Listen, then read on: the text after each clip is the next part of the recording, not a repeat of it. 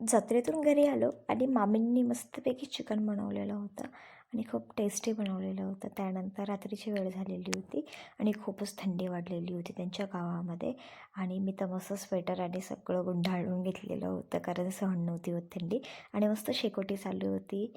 त्यानंतर आम्ही मस्त बाहेर राऊंड वगैरे मारले, रात्र अशीच घालवली. त्यानंतर नेक्स्ट डे आम्हाला जायचं होतं त्यांच्या शेतामध्ये.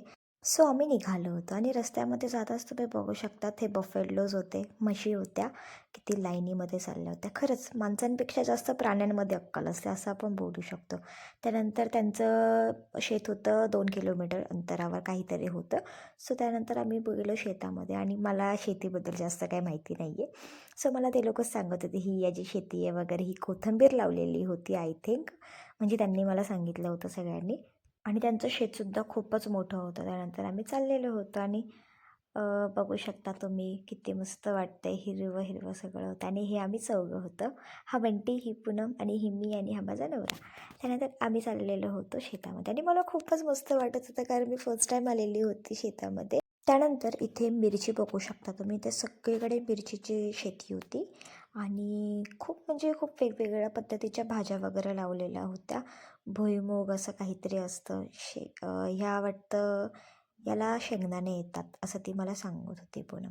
त्यानंतर इथे हे लोकं बोरं तोडत होते आणि त्यांनी मलाही दिले होते, पण मला इतके आवडत नाही. मला ते असे रेडवाले असतात ना ते आवडतात, ते खूप मस्त लागतात.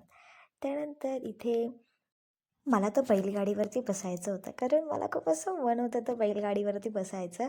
पण त्यांचं काम चालू होतं त्यामुळे आम्ही निघालो होतो पुढे जाण्यासाठी आणि मला खूप छान वाटत होतं शेतामध्ये येऊन आणि मी खूप मस्त मस्त फोटोज वगैरे काढले होते. तर मी माझी स्टोरी तर बघितलीच असेल. त्यानंतर रस्त्यामध्ये तिथे सूर्यफुलाची शेती होती तर तुम्ही बघू शकतात, इतकं मस्त वाटत होतं ना. मला तर असं वाटत होतं घरी घेऊन जाऊ ते. त्यानंतर तिथेही मस्त मस्त फोटोज वगैरे काढले होते आणि रस्त्यामध्ये जाताच आम्ही केळीचे चिप्स वगैरे घेतलेले होते आणि आम्ही निघालो होतो आमच्या घरी जाण्यासाठी. आणि घरी जायच्या वेळेसच इथे खूप मस्त डॅम होता, तुम्ही बघू शकतात पूर्ण पाण्याने भरलेला होता आणि सगळीकडे पाणीच पाणी होतं.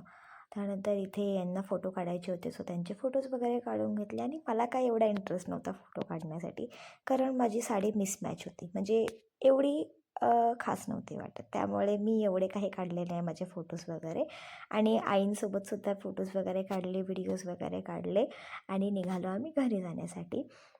सो